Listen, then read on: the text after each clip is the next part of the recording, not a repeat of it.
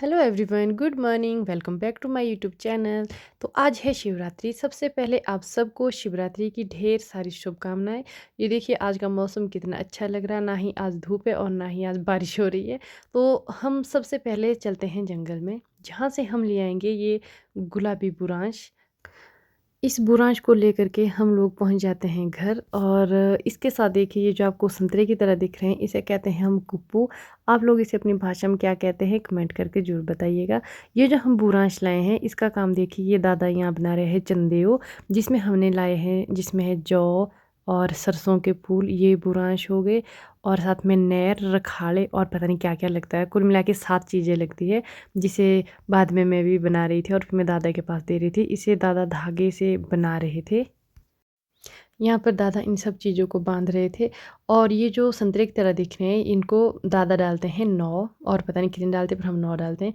यहाँ पर पापा जी, जहाँ पर हमने पिछले साल पूजा की थी, पापा जी यहाँ पर पेंट पुंट कर रहे थे, फिर से चित्रकला करनी थी।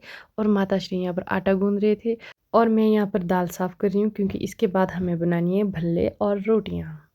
अभी बज रहे हैं 2, और बाहर देखिए मौसम कितना ख़राब हो चुका है। ऐसा लग रहा है कि बारिश आने वाली है, लेकिन अभी बारिश नहीं आ रही है।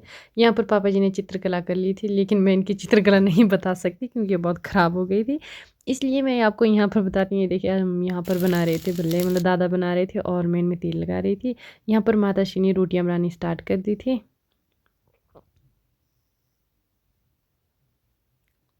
और इसके बाद मैंने स्टार्ट किया था, यहाँ पर ये मैंने आटा गूँधा है, इस आटे में मैंने डाल दिया गुड़ का पानी, इससे हम बनाएंगे रोट।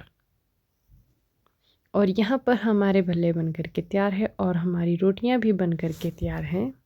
और सारा काम ख़त्म करने के बाद हम चलते हैं गौशाला। ये रास्ते में ही, मतलब हमारे घर के ऊपर ही ये है मंदिर, तो सब लोग जय माता कर लीजिए। और इसके बाद मैं पहुँच जाती हूँ गौशाला यहाँ। और ये मिली है मेरी बोली बिंदु, पता नहीं क्या क्या नाम रखा है माता श्री ने इसका। तो ये है हमारी गाय, और ये भी यहाँ पर पानी पी रही थी। मेरे हाथ में रोटी थी, इसलिए ये बोल रही थी मुझे रोटी जल्दी से दे दो। और इसके अलावा हमारी गौशाला में 2 गाय और भी है, लेकिन ये हमारी नहीं है, मतलब ये आंटी और की है। और ये मिली है सबसे क्यूट सदस्य से।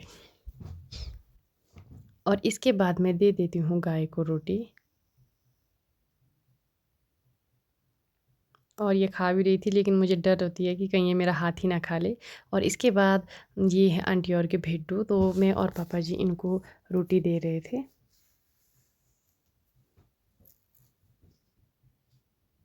और ये इतनी जल्दी जल्दी रोटी खा रहे थे, मुझे डर ही लग रहा था कहीं हमारा हाथ ही ना काट ले। इसके बाद हम आ जाते हैं घर, तो तब तक दादाजी दी रोट बना रहे थे। अब मैं आपको बताती हूँ कि हम कितने रोट बनाते हैं। होता ये है कि घर में जितने भी लड़के होते हैं, तो उस हिसाब से रोट बनते हैं। तो हमारे घर में है 6, मतलब 6 लड़के, तो उसी हिसाब से रोट बन रहे थे। यहाँ पर दादाजी रोट बना रहे थे। जैसे ही दादाजी रोट बनाते हैं, उसमें ये है दराट, और इस दराट से इस तरह से छेद किए जाते हैं। अब ये क्यों किया जाता है ये मुझे भी नहीं पता। यहाँ पर दादाजी रोट बना रहे थे और मैं इसमें घी लगा रही थी। और ये हमारे रोट बन कर के तैयार है, जो खाने में बहुत टेस्टी होते हैं। लेकिन इन्हें अभी नहीं खाते, इन्हें हम खाते हैं 8 दिन के बाद।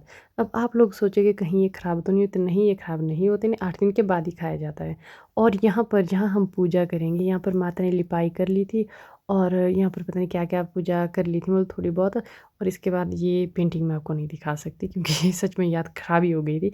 इसके बाद हम यहाँ पर रख देते हैं रोटियाँ, मतलब जितने सदस्य हैं ना घर में, उतनी रोटियाँ रख देते हैं। और ये सामने आपको दिख रहे हैं रोट। और अब बारी आती है पूजा की। सबसे पहले दादा पूजा कर रहे थे। यहाँ पर आपने देख ली होगी चित्रकला, यहाँ पर मतलब थोड़ी सी ख़राब हो गई थी चित्रकला, तो बाकी तो कुछ नहीं था। तो इसके बाद हम लोगों ने पूजा की, सब सदस्य ने एक एक करके पूजा की, और इसके बाद हम लोगों ने खाया खाना। थैंक्स फॉर वॉचिंग, मिलते हैं नेक्स्ट वीडियो में, बाय बाय।